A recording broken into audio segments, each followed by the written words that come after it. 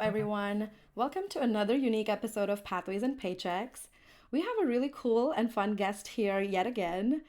I was gonna try to do something cool for an introduction, like Lieutenant Cut Three, come in. I don't know if that works, but it doesn't. So we'll just introduce Lieutenant. I can't even say the word.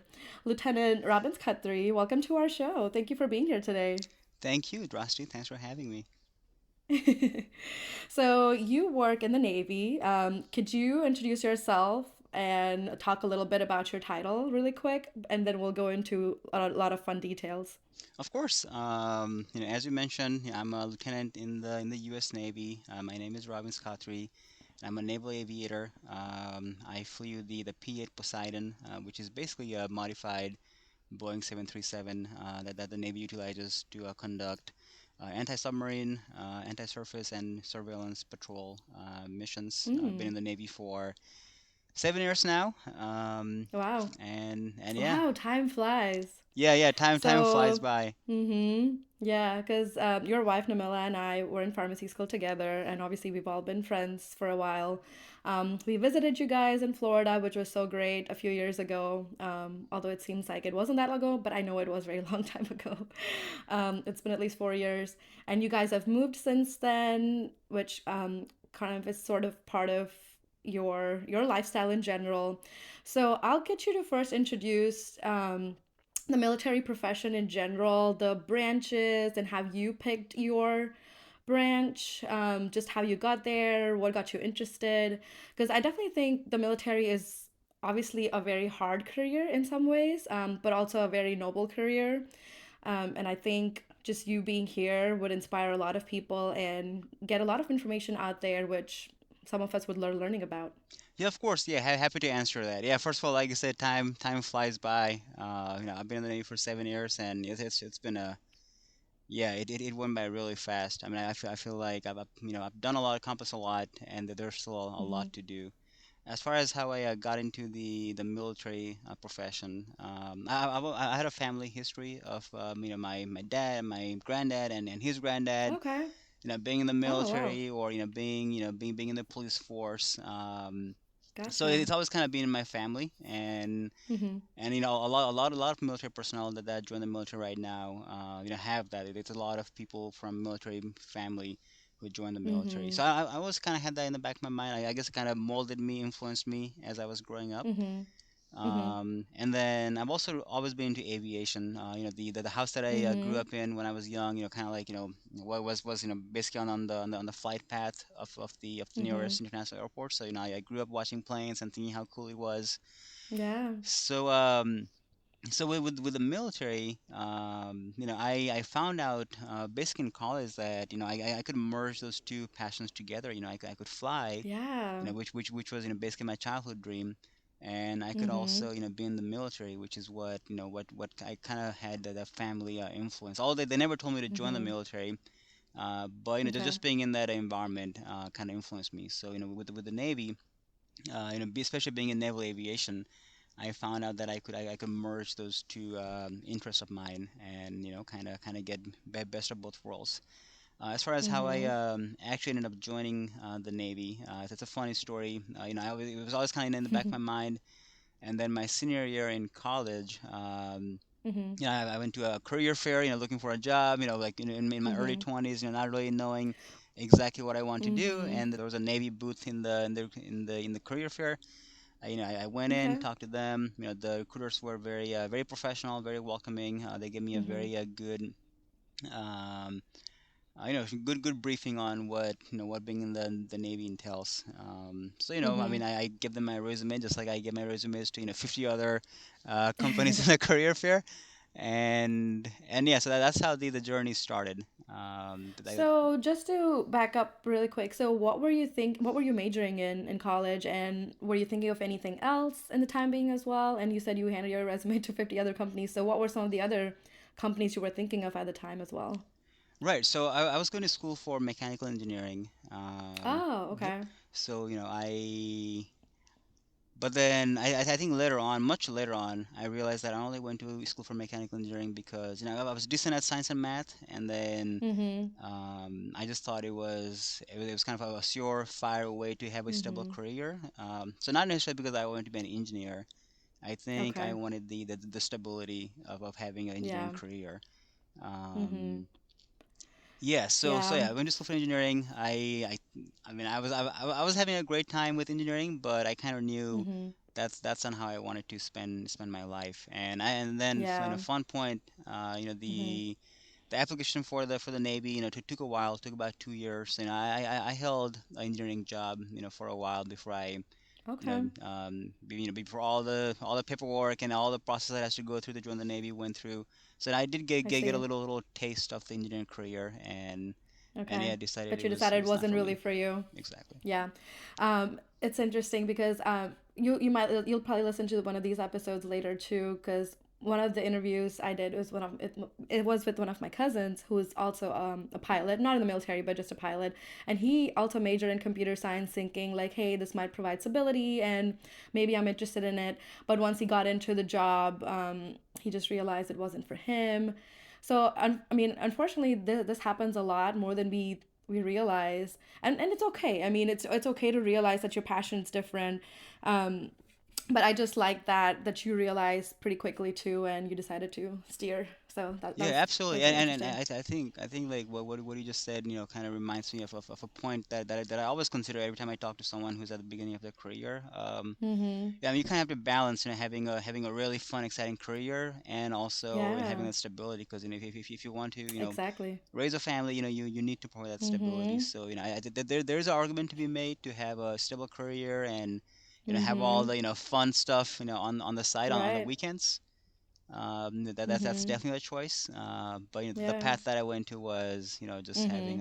having the adventure side. I prioritize the Yeah. adventure side in my career, and then I Yeah. try to be Yeah. stable on the weekends and not go out too Mm-hmm. much and just spend time with family.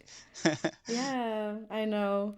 Your little family has definitely grown with the birth of your little one, so congratulations. Thank you. I know that's like a different lifestyle that's going to encompass soon too, and you guys are going to learn to merge your careers and balance your lives. So that's always challenging when it's new. So, Absolutely. but yeah.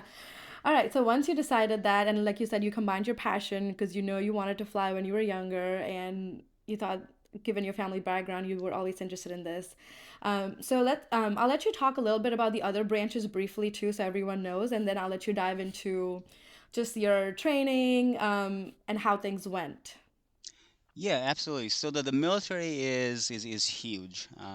Mm-hmm. I don't know the exact number off the top of my head, but there's more than 1 million people who are active duty in the military. When you consider reserves, that number Mm-hmm. increases even more. So if you're considering joining the military or you're thinking about joining the military, definitely get a variety of perspectives because True. yeah, I mean all 1 million people are gonna have completely different experience, completely different path, Very and true. completely different reasons why they join the military. So it's basically like a very, very, very large company. That Mm-hmm. being said, there's multiple branches of the military. There's a U.S. Navy, which is the best branch in the military. Of course. uh, You're not biased at all, but that's okay. not biased at all. But I also seriously believe that. And then you Mm-hmm. have the Marine Corps, the Air Force, the Mm-hmm. Space Force, the U.S. Yeah. Army, and the Coast Guard. And then Mm-hmm. fun point, something that a lot of people might not realize is the U.S. Public Health Service and the NOAA Corps.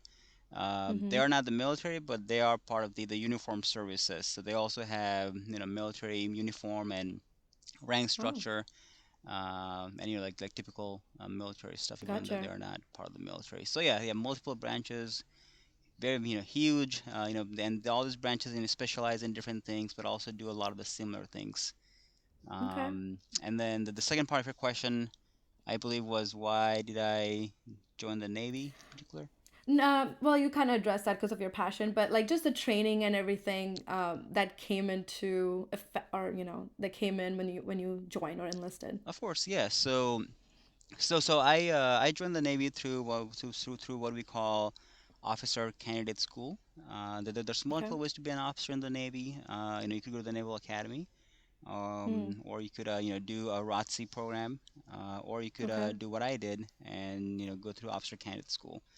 Basically, Okay. it used to be a 12-week course. I believe it's 13 weeks now. So everything I'm saying is 2017, 2016 timelines. So Right. if things have changed, And don't come back and haunt me. I'm um, sure maybe a little bit, but probably not too much, I'm sure. right.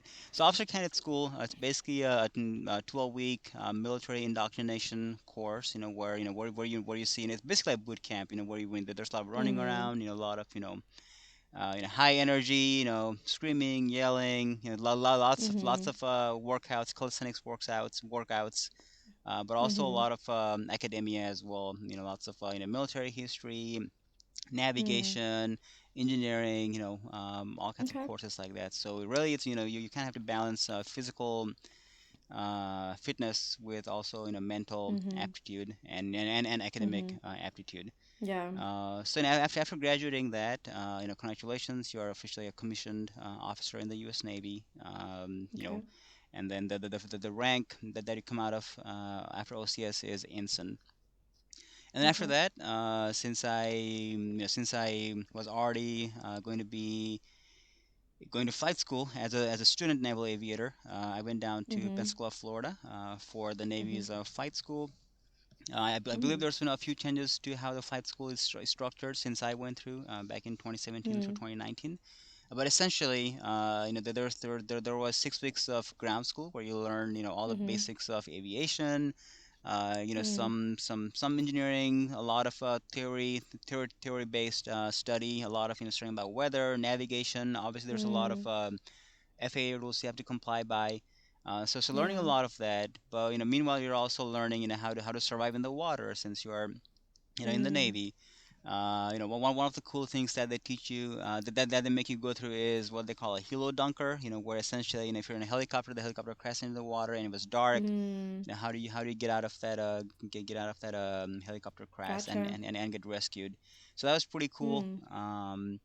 And then they put you on a tiny little aircraft, probably a Cessna or a Piper, just a 3 or 4 seater Mm-hmm. aircraft, where you just fly it for 10 hours. And Mm. at the end of the program, you fly it, by yourself. You solo the aircraft. Wow. And the point of that is to basically to make sure you can basically think in 3 dimensions. You have Mm-hmm. you're able to fly a small aircraft before you go fly some naval training Yeah. jet. So I did that, and that was a lot of fun. And then I moved on to the next phase of training called primary Mm-hmm. training, where you fly the Navy's T6 Bravo aircraft. And yeah, that aircraft, it's a trainer aircraft, but very powerful, 1100 horsepower. I mean, Mm. you can do Okay. loops and rolls and Mm. all kinds of things with the aircraft. I mean, Wow. it's a very fun aircraft. Two-seater, so typically the instructor, sits in the back, the student Mm-hmm. sits in the front, and yeah, after once again a lot of ground schooling, learning the aircraft, and then some Mm-hmm. some simulator training. You go fly the T6. The training lasts for about 6 months or so before Okay. before you're done with that phase of training. At the end of that phase of Okay. training, you select what pipeline you will be going to. In the Navy, Okay. essentially the pipeline back then were either fighter jets Mm-hmm. or maritime patrol reconnaissance, which is what I selected, or you could choose Mm. to fly this another aircraft called the E6, or you could go Okay. helicopters, or you could fly this Mm. aircraft called either the E2 or the C2. The C2 Mm. since it Okay. has been phased away. So essentially, there's multiple pipelines you can go to, and then based Got on it. your grades and based on what is required of the Navy Ah, at that I week, see. and based on your preference, you just kind of Mm-hmm. get assigned, what aircraft you will be flying eventually in the fleet. Okay. So I selected Pretty interesting. the P8. So what that meant was I had to go to Corpus Christi, Texas, to learn how to fly, Mm. um, multi-engine aircraft, which was the T-44 Charlie. So I flew that for about six Mm. months. So that training is once is focused on flying multi-engine aircraft. Lots of Mm-hmm. instrument time. Training is heavily focused on what do you do when there's an engine failure. So it's pretty typical for the Mm-hmm. instructors to like simulated shut down the engine, and then you kind of see what you do in multiple Mm. phases of flight. Okay. So like that training is focused on building safety, mindset, building Mm-hmm. confidence, and basically For making you sure. making you a winged naval aviator. So at the end of that training, um, once you go through all of the training steps, you get winged as a naval aviator, and congratulations, now you are a Navy pilot. And then at that Okay. point, sorry, it seems like I'm talking a lot, but there's also a No, lot of no, it's training very that goes into it. interesting. Yeah, no, it makes sense. And then It yeah, and definitely makes then yeah, sense. and then once you're winged, you go to what you call a FRS, Fleet Replacement Squadron, where you Okay. essentially learn to fly your eventual fleet aircraft, which for me was the Okay. P8, like I said. So in Okay. the Fleet Replacement Squadron, it's people who have already flown the aircraft for a few years, already done a tour. Mm-hmm. They Got it. uh they they, they teach you how to fly, which is pretty interesting because I was flying basically a 737 Mm-hmm. with maybe, I mean, less than 200 hours total flight Mm-hmm. time, Okay. which is insane. Because I mean, if you to fly a Yeah, 737 for that's the not many hours. airlines, Yeah. you would have to fly for the airlines. You would have to have 1,500 hours, but the Navy, Right. Yeah, compared to will like a commercial one or something. exactly, but the Mm-hmm. Navy will let you fly a 737 with Okay. 200 hours, and that's Wow, a pretty that's a cool. testament to the The rigor of rigorous training training. that they Yeah, that provide, absolutely makes sense. and it also is Mm-hmm. a testament to how they provide you with amazing responsibility Mm-hmm. Yeah. at a relatively younger age. Okay. Um, Yeah, yeah. that was a really good summary of all the technical requirements. So that was good. Switching gears, I do want to know, so how does it work when you officially start working? Because I know you guys are like away for extended periods of time, but then you guys are back to your hometown or whatever the station is called. So what are you doing when you're away? And then when you're kind of back home? Like especially what do you do when you're back home? Yeah, exactly. I get that question a lot. They're like, "Oh, you're back home, so you're free, right?" And then I'm like, "No, I'm still working." So basically, the way it works is, and this applies, for any ships, aircraft, and anything that is deployable in the Navy. So basically, we Mm-hmm. deploy, let's say, for 6 months. Mm-hmm. Um, and then once we get back home, there's a little bit of a relaxation period to kind Mm-hmm. of catch up with family and Yeah. like get that much needed break. But Mm-hmm. then the remaining year or so is spent on getting ready for the next deployment. So Okay. deployments are demanding. That like everyone has to be working together really well. Mm-hmm. I can't just go fly on deployment. Like to be a proficient pilot, I have to be practicing Mm-hmm. for the whole year, kind of thinking True. about how I'm gonna employ the aircraft and the people and all the systems in it. Mm-hmm. Well, when we go to deployment. So yeah, Mm-hmm. Makes the sense. year or so that we have before deployment is actually a lot busier than deployment because we are getting ready for deployment. It's almost Mm-hmm. like if you go to I don't know, if you go to if you go to a show, let's say you go watch a sex for show, and you could be like, oh, Mm-hmm. the whole show is only 2 hours, so what are they doing, like the rest of the year, right? Well, the rest of the year is where all the hard work is happening. Yeah. That way when you get to the show, everything is seamless, Mm. and it Yeah. feels easy. Yep. So That yeah, makes yeah, yeah. sense. Lots of training, lots of exercises, Mm-hmm. Okay. lots of polishing, brushing, lots of repetition to make sure we are ready. Got it. Okay, cool. And one of the things I was thinking of was you have to have like what are the physical, and I know there's like age criteria too, but are there any physical requirements? Is there an age you have to stop working? And then I know a lot of people I don't know if they sign. I don't know if it's like based on contract, like the number of years. And I know some people like transition off to like doing other jobs, like civilian jobs, as they say. How does that work? Yeah. So let me answer the physical part of the question first. So the Navy has certain physical fitness standard that you have to meet. Mm-hmm.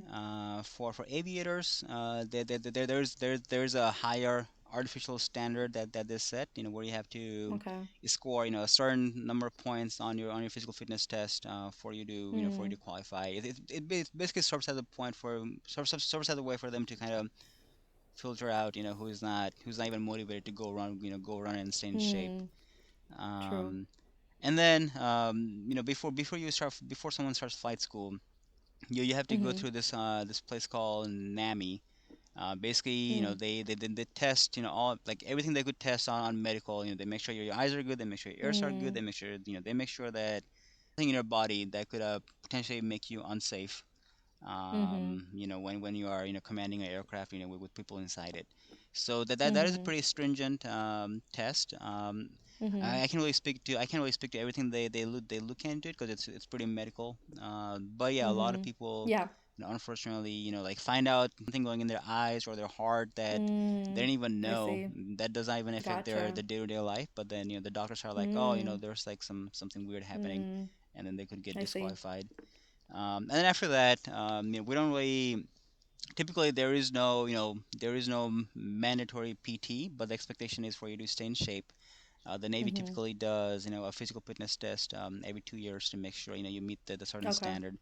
But I mean I like to say being a fleet naval aviator Mhm. is a lot like playing sports. I mean you kind of have to be in good shape for you to have that clarity of mind to be able to make decisions quickly, Mhm. and you make the best decision that you can quickly. And I think physical fitness is a pretty Mhm. pretty major part of that. Absolutely. So while they're not Yeah. measuring your BMI necessarily before you go fly, Mhm. Right. I mean if you're not in good shape, Yeah. you're probably not making the right decisions in Mm. the flight deck. And also, as a naval aviator, you're an officer, so there's a lot of junior Mhm. sailors that are looking up to you.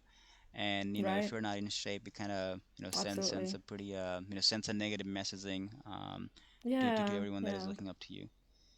Mhm. um yeah. That's good. And I know I asked both the questions at the same time. So how does it like how does it work? Do you guys have contracts or All do right. you have the number of years? What's the average number of years people serve? Yeah, that's a very good question. And like most things in the military, the answer is it depends, True. because it's so vast, and there's so much Mhm. diversity in the career path Yeah. that you can take. But I can speak Mhm. for naval aviators. Basically the commitment you have is, from the time you wing, Mhm. you would have 8 years after that. Oh, So yeah, okay. so to use my example, I went to OCS, the Officer Candidate School, in October Mhm. 2016, and then I graduated there Mhm. in February 2017, and then I Okay. got done with flight school in February 2019. But Okay. my 8-year commitment starts Mhm. began from February 2019. So I'm Okay. committed to the Navy until February 2027. So Okay. so that could vary by a few months to maybe even a year, Mhm. depending on like how long your Okay. training takes and exactly Gotcha. what your situation is. But for me, Mhm. from the time I joined in October 2016 to the time my Mhm. minimum requirement is done in February 2027, that'll Okay. be And then just you over can 10 renew years. if you wanted to. Yes, yeah. You can renew if you want to. It's more nuanced. Okay. So for officers, for example, there is no Mhm. renewing a contract. You just kind of keep Okay. going Okay. until you decide to renounce your commission. But Okay. but Makes for sense. enlisted, what happens is, every typically, and this depends, but Mhm. typically every 4 years they Hmm. renew their contract. Okay. And I don't know if you know about the other fields too, or the other branches too. Is it similar? Yes. So yeah, it's pretty similar. It really depends on, like, depending on what pipeline you go to and how much they have to train Mm-hmm. you. They Okay. want to make sure they get That's true. they get their money's worth. So, The like, for value out of example, it. yeah. So for Yeah. example, in aviation, Mm-hmm. it's a longer training pipeline. Therefore, there's a longer Mm-hmm. commitment. Okay. That's Yep. fair. Okay. All right. Another question. What are some of the perks that you can think of just being in the military?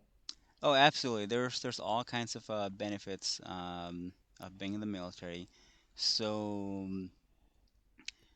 you have TRICARE, which is health insurance, Mm-hmm. for yourself, and your family, your Mm-hmm. immediate family, which is great, especially considering Mm-hmm. the cost of healthcare nowadays. You also get Yeah. get life insurance for yourself, and you can get Mm-hmm. get it for your spouse as well. And Mm-hmm. then, there's, I mean, you also have what we call a TSP, which is essentially the government's 401ks. They provide a 5% Mm. match on your Okay. investments. And Makes sense. then, obviously, I mean, most people know about the pension that the military provides. Mhm. Essentially, for every year of service, you accumulate Mhm. 2 years worth of pension. So when you Okay. retire, when you're eligible for retirement in 20 years, you would get 40% Mhm. of your base pay, That's pretty for the good. rest of your life. And then obviously if you decide to serve, longer, you kind Mhm. of, Yeah. the 2% keeps Mhm. keeps adding up. Okay. And then there's all kinds of, I would call, minor or tertiary benefits, like, Mhm. I mean, 10% Yeah. off in, stores, or, free entry Mm.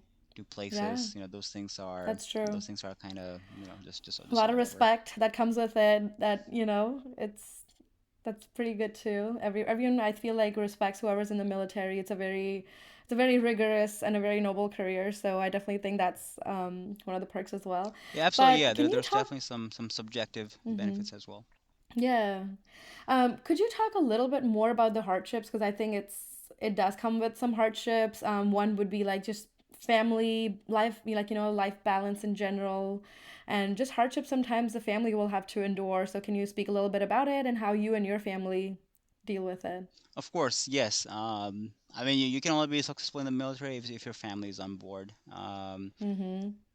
And yeah, I mean, I think the military family has the toughest job in the military, and I really believe that. When I Mm-hmm. first joined, I went to a few retirement ceremonies, and the person that was retiring, had a favorable military career, but I Mm-hmm. mean, they thanked their spouse and their kids on their retirement, and then I was like, I was brand new in the Navy, so I was like, like, I mean, this guy did all the job. Why is he thanking his spouse? Yeah. But now that I've been, like, I Mm-hmm. truly believe that the spouse and the kids Yeah. and the greater family, Mm-hmm. putting a lot of sacrifice, and Absolutely. enable, the sailors and the Marines and the airmen and the soldiers to Mm-hmm. go out and, work from God, and, do God's work for our country, out there. Yeah. Because yeah, I mean, the service member, gets to go fly, go do Mm-hmm. some cool things, but the family member is back home, making sure that the home front is taken care of, and that Mm-hmm. that is challenging.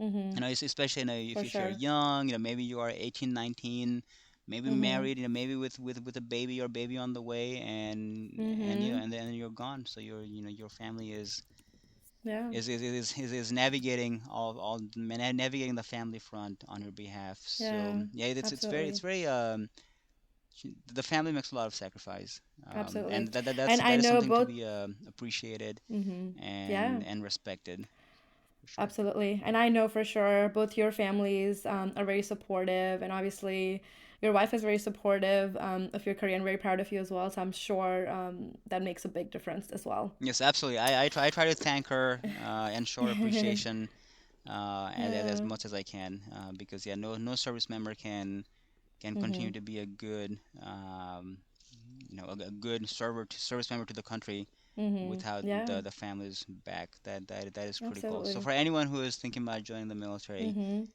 make sure you're having that conversation with your loved Yeah. ones, your spouses, your future spouses, your Mhm. kids. Yeah. You need to Absolutely. get their buy-in, to for you to Mhm. be successful, and for Yeah. them to enjoy the military lifestyle. Yeah. Um, two other questions. So I know one was there are some misconceptions as you had alluded to when we had talked earlier. Are there any things that you want to address that you can speak of, or just anything like people may not really understand, or people may have it wrong that you want to talk about based on your experiences? Oh yes, yeah, the military. Yeah, the military has a lot of opportunities. It's nothing like the movies, obviously. Maybe some movies depicted better than others, Mhm. um, but yeah, it is an exciting career. Mhm. And like I said, everyone's gonna have a completely different experience, being in the Mhm. military. But what I will say Yeah. is the military, really cares about, people's success, and Mhm. really cares about, and the military is Mhm. has does care about people's mental health, Mhm. and their family. Yeah. So Absolutely. a lot of times, the military by nature, is going to Mhm. put you in adverse situations, but the military Mhm. does its absolute best to mitigate the risks of Yeah. being in a Right. Mitigate adverse risk, and I'm sure they provide situation. a lot of good resources for coping, for helping, even for families. I'm sure they definitely try to keep that in mind and take care of that. Exactly. Yeah. There's a lot of resources, and a lot of benefits, obviously. Mhm. Um, yeah, yeah. There's a lot of misconceptions, but then also if you look online or talk to someone who's in the military, Mhm. they Mhm. will be able to clear it up for you. But yeah, Yeah. don't just believe everything you see True. online or in the movies. I Yeah. would say. Yeah. Um, a couple other things I wanted to just address. So, one of the things that we try to address on the pod is just salary ranges, because I think a lot of people are interested in that before they look into any career. Because, you know, a lot, like you mentioned, you can definitely combine in the military, you can definitely combine a lot of your passion. Because I know one of our pharmacists in school, she was going to join the military, and she actually was her like her tuition was obviously going to be paid off by the military as hmm well. Do you know of examples like that, and when would people like start applying in those cases? Yeah, of course. Yeah, there's a variety of programs where the military will pay for your schooling, and it's especially on Mhm. on jobs that are highly desirable or take a lot of training, like such as Mhm. pharmacists or doctors. The Mhm. military certainly has scholarships to aid people, who commit to being in the military for those kind of Mhm. programs. And then even for anyone, I will bring up the GI Bill. Anyone who serves in the military Mhm. and for a certain amount of time, there's certain stipulation you have to meet, but you could be eligible for Mhm. the GI Bill. That could pay for your schooling, or Mhm. you could pass the GI Bill on to your kids or spouse. Yeah. True. To pay for their college. And then as far as Mhm. the basic month pay, the thing Mhm. about military is it's all pretty transparent. You can just go look it up online. Mhm. But that does not give you the full picture necessarily. Okay. So there's this charts on base pay. The base pay is determined based Mhm. on your rank and your time in service, and then Okay. depending on where you're stationed and then the cost of living in that Mhm. station, they offer what Mm. they call basic allowance for housing (BAH). And then Okay. in addition to that, there is this basic allowance for sustenance, which is supposed to provide for food.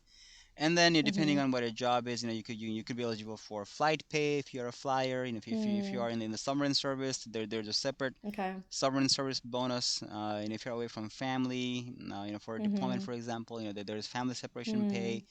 Mm. If you're in a job, that Mhm. then that they have qualified is hard, you can get hardship pay. So Okay. there's all these like additional bonuses that not everyone is going to be eligible for, but it all Okay. kind of adds up. And then I would say, as far as the salary, the big perk in the military is you only pay federal taxes on your base pay. So if Hmm. someone, let's say someone's base pay is, let's say, 3,000, but then they live in San Diego or something, where Mhm. the cost of living is higher, so maybe their housing allowances is additional 3,000, and they have all these other additional Gotcha. pays, and maybe they take home, Mhm. maybe their gross pay is 7,000, for example, but they would only pay taxes Okay. on the initial 3,000, Hmm. Okay. which adds up. Yeah, um, for sure. yeah, and then obviously we talked about the eventual pension, and then the 5% 401k 401k Mhm. TSP match. But that being said, no one should be joining the military for the money. Absolutely. It's not a profession Mhm. that they're gonna be ultra rich off of. It's not a for-profit organization. So the military Absolutely. provides you with comfortable living, and there's definitely Mhm. opportunity to for someone who's maybe lower middle class, maybe there's definitely Mhm. opportunity for them to Mhm. leapfrog into Mhm. higher middle class, or maybe even like even higher than that, based on Yeah. their saving habits and investment habits, because the Mhm. Navy provides you Yeah. opportunity for that, especially when you're junior, because the Navy provides Mhm. if you're living in the barracks, the Navy is giving you food and giving you a place to stay. So Yeah. you know everything But else like you that they're paying you mentioned, is yeah. you could just pocket. Yeah, so let's say their base is about 3 grand, but plus they would give you, like, extra, maybe two or three, depending on your location and for housing and things like that. I mean, that's what you can expect for a lot of jobs. So I think that's still a very good, especially I'm guessing these would be a lot of starting, and as you grow in their career and as you climb the ranks, I'm sure it would increase, equally, I'm sure. Absolutely, absolutely. And just to add to that point, yeah, the military, as far as I know, is the only employer that will take anyone who is inexperienced but willing to learn Mm-hmm. and teach them the Yeah, job. It's not like one of those jobs where you absolutely. have 5 years of experience on a software that has only been out for 1 year. The Yeah. Navy will teach you to fly Mm-hmm. or maintain ships or maintain aircraft, whatever Mm-hmm. it is, as long as Mm-hmm. you are you have the willingness to learn. Mm-hmm. So Yeah. yeah. Thank you so much. I think this has been really great. You've shared a lot of good information.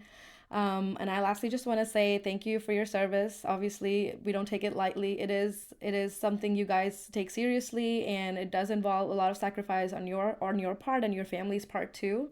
So yeah, we really appreciate you, and thank you for coming on. Yeah, thank you for your support. Thank you for having me, and yeah, this was a fun time. I'm looking forward to listening to more episodes.